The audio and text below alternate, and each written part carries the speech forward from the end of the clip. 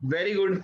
तो जब हम इस बुक को अराउंड द सेंटर कोई पॉइंट सिलेक्ट करेंगे और उस पे इसको बैलेंस करेंगे, तो आप देख रहे हो ये जो पॉइंट है जहां पर हम इस बुक को बैलेंस कर पाए हैं, तो ये पॉइंट होगा सेंटर ऑफ मास।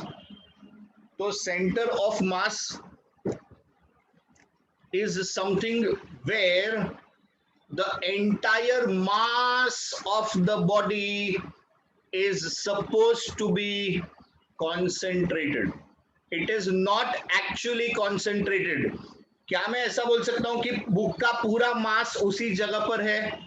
नहीं, मास तो हर जगह पर है, it is distributed evenly, but for the essence of physics, for in order to study motion easily, हम क्या करते हैं, हम बोलते हैं वो जो पूरी बुक का मास है वो एक पर्टिकुलर पॉइंट पे एक्ट कर रहा है। You must have seen some friends, वो बास्केटबॉल फुटबॉल खेलते हैं, वैसा बॉल को एक उंगली पे ऐसा नचा लेते हैं, राइट? ऐसा देखा होगा ना आपने, आप लोग भी कर लेते होगे कि बॉल है, बॉल को आपने ऐसा लिया, फिर घुमाया और फिर ये फिंगर पे आप उसको बैलेंस कर रहे हो, राइट? तो वो जो पॉइंट होता है एक्चुअली उस टाइम पे the ball is rotating about that axis which is passing through the centre of mass.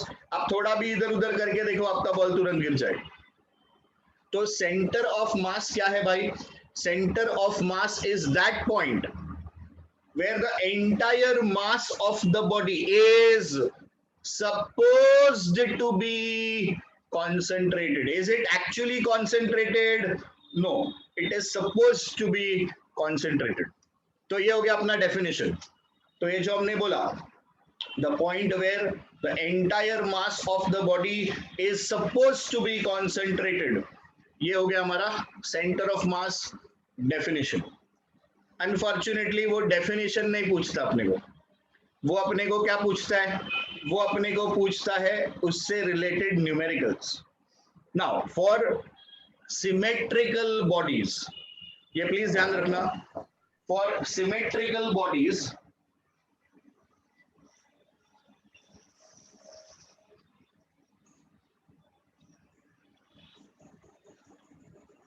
center itself will act as the center of mass। किसके लिए? सिमेट्रिकल बॉडीज के लिए। अब हम लोग जाएंगे टू पार्टिकल सिस्टम पे, जो सबसे इजीएस्ट सिस्टम होता है, that is known as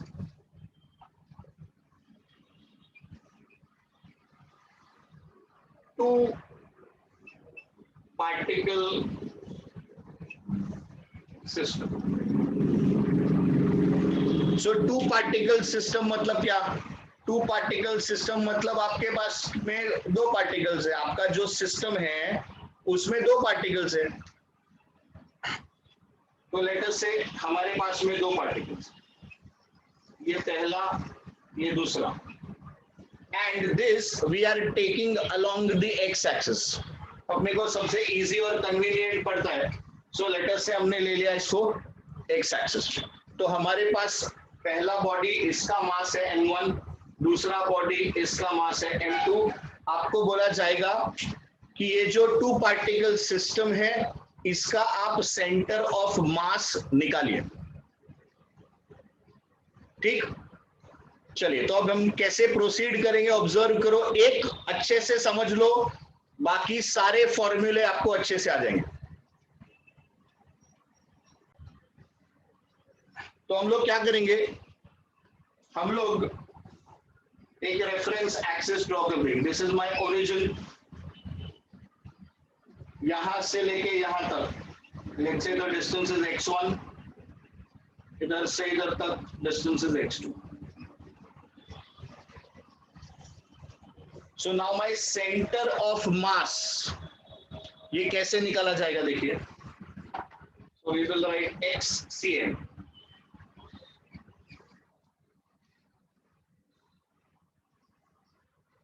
So xcm, it is m1 x1 plus m2x2 upon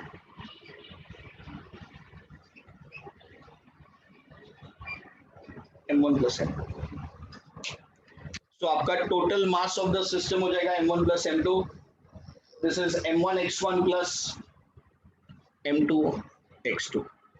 ये इतना सिंपल सा फॉर्मूला है।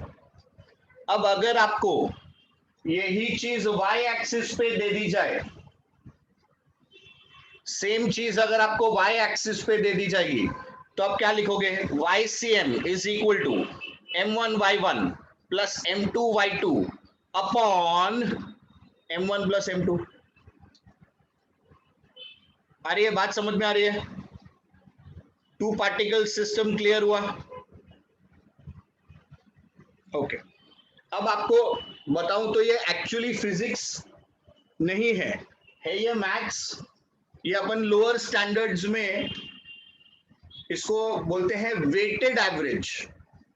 वेटेड एवरेज मतलब क्या करता है? एक दुकानदार है, वो 50 रुपए किलो वाली शक्कर को और 30 रुपए वाली किलो शक्कर को मिक्स कर देता है, तो कितना किलो लेंगे तो अपने को रेट 40 रुपए आएगा। तो आपके मैथमेटिक्स में इस टाइप के क्वेश्चंस आपने किए हुए हैं कि जब दो क्वांटिटीज को मिक्स करके फिर फाइनली मुझे एक क्वांटिटी चाहिए। देखिए इधर आपको चाहिए डिस्टेंस, तो पहले का मास पहले का डिस्टेंस, दूसरे का मास दूसरे का डिस्टेंस, ये आपने मल्टीप्लाई करके ऐड कर दिया। And then since you want distance, you don't want mass, so you are dividing by the mass. तो ये आप इसका मैथमेटिकल कॉन्सेप्ट है। चलिए आगे बढ़ते हैं, टू पार्टिकल सिस्टम से आगे बढ़ते हैं। For n particle system, so two particle system से आगे बढ़िए, n पार्टिकल सिस्टम पे आइए। सेम लॉजिक अप्लाई करेंगे। So we will have masses m1 m2 dot dot dot mn. They are going to be situated at distances x1 x2 dot dot dot xn. So the center of mass, it will be calculated as m1 x1 m2 x2 mn xn upon m1 plus m2 plus dot dot dot mn। तो वही formula हम लोग lead कर रहे हैं to n particles. देखिए समझ में आ रहा है क्या सबको?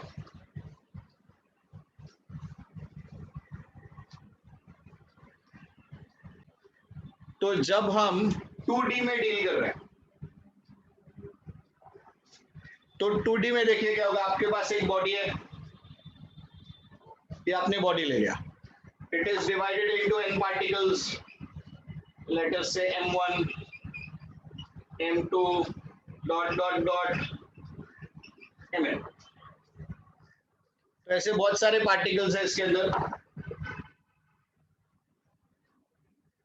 ये आपको मिल गया x1, ये आपको मिल गया y1, ये आपको मिलेगा x2 y2 xn y। यानी कि इस बार जब मुझे इस बॉडी का सेंटर ऑफ मास चाहिए तो एक ही क्वेश्चन में मुझे दो बार कैलकुलेशन करना पड़ेगा।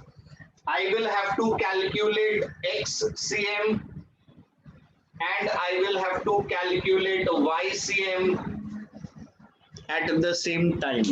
मुझे XCM और YCM एक साथ एक ही टाइम पे कैलकुलेट करना पड़ेगा। XCM का फॉर्मूला ये रहा, YCM के फॉर्मूले में आपके पास X के जगह पे Y हो जाएगा। 3D देखिए, 3D में अपने पास तीन axis, x axis, y axis, z axis. मतलब यहां पर जब आपको सेंटर ऑफ मास कैलकुलेट करना है तो एक बार में कितने कैलकुलेशन, चलिए जल्दी जल्दी बताइए, एक बार में कितने कैलकुलेशन? शाबाश गौरी, निशा, अंजलि, बहुत बढ़िया। Yes, come on people, this is 3D। Very good Jordan, excellent, very good Vishal, correct, correct Tanmay. तो जब आप 3D में कैलकुलेट करोगे तो आपको x निकालना है, आपको y निकालना है और आपको साथ में z भी निकालना है। तो यहाँ पर आपका calculation will be for x cm, y cm, z cm।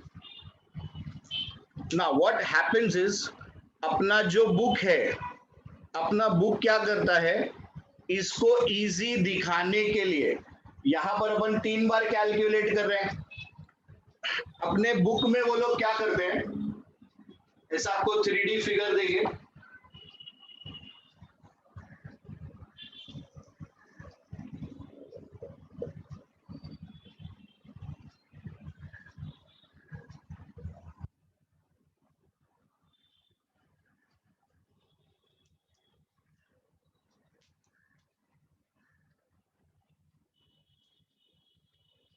तो 3D फिगर दिया जाएगा आपको ऐसा। तो अब इनको इसमें फायदा क्या है, देखिए, यहाँ से यहाँ तक डिस्टेंस r1, यहाँ से यहाँ तक डिस्टेंस r2, यहाँ से यहाँ तक डिस्टेंस r3, फिर लिखा जाता है r bar is equal to m1 r1 plus m2 r2 upon m1 plus m2 plus dot dot dot mn। अब एक्चुअली अपने को दिखने में एक आता है, but what is r bar? Please observe, r bar is equal to x comma y comma z। ये आपका cm cm cm, तो अपने को पता नहीं चलता है, बट ये जो मेरा r है, it is going to have 3 components ना, x1 y1 z1, r1 हो गया, r2 will be x2 y2 z2, r3 will be x3 y3 z3। और वो जब आप कॉमा डाल के सब्स्टिट्यूट करते हो, after putting the numbers, then it becomes wrong. Why it becomes wrong? Because ideally हमको x के लिए सिर्फ x के साथ ऐड करना था, y के लिए सिर्फ y के साथ ऐड करना था, z के लिए सिर्फ z के साथ ऐड करना था। मतलब यहाँ पर एडिशन कैसे होना था, first term with the fourth term with the 7th term, so 1 4 7 2 5 8 3 6 9, ये टर्म्स को ऐड करके फिर जो वैल्यू आएगा उससे हमको आंसर निकालना है। तो यहाँ पर आफ्टर सब्स्टिट्यूटिंग फिर बहुत गड़बड़ हो जाता है। तो ये जो अपना मेथड है, ये थोड़ा सा लॉन्ग कट हो सकता है। लॉन्ग कट क्यों होता है ये? क्योंकि आप 3 बार अलग अलग कैलकुलेशन करते हो। आप एक बार x के लिए करते हो, एक बार y के लिए करते हो, एक बार z के लिए करते हो, बट ये आपका श्योर शॉट सिस्टम है जिसमें आपको रॉन्ग आंसर नहीं आता। तो चलिए बोल के बताइए, इसका फॉर्मूला आप बोल के बताइए, कैसे लिखेंगे आप? Come on students, try, please try. दे रहा है कोई answer?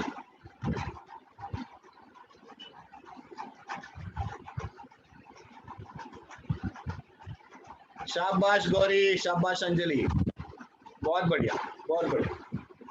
So ACM is equal to M1 A1 M2 A2 upon M1 plus M2 plus and so on। बहुत बढ़िया, बहुत बढ़िया, बहुत बढ़िया, शाबाश। So basically it signifies that आपको कॉन्सेप्ट अंडरस्टूड है। ग्रेट। अब थोड़ा सा और अंदर जाते हैं, तो कैन बी नॉट से m1 a1 m2 a2 m3 a3 m into a, what is m into a? What is summation of all the MAs going to give me? शाबाश निशा, विशाल, जॉर्डन, बहुत बढ़िया, वेरी गुड गौरी। तो इससे हमको force मिलेगा, तो all the sigma MAs they are going to give me force of the body and total mass of the body। तो check करो, देखो ये आपका काउंटर चेक हो गया, फोर्स अपॉन मास क्या मिलता है? एक्सेलरेशन मिलता है। सेम चीज अगर आप इधर लगाओगे, what is mass into velocity? What is mass into velocity? Momentum, correct. तो आपका total momentum upon total mass, इस तरीके से भी आप इसको प्रोजेक्ट कर सकते हो। चलिए, ये दिखाई दे रहा है सब लोगों को क्लियरली? इसको लिख लीजिए प्लीज।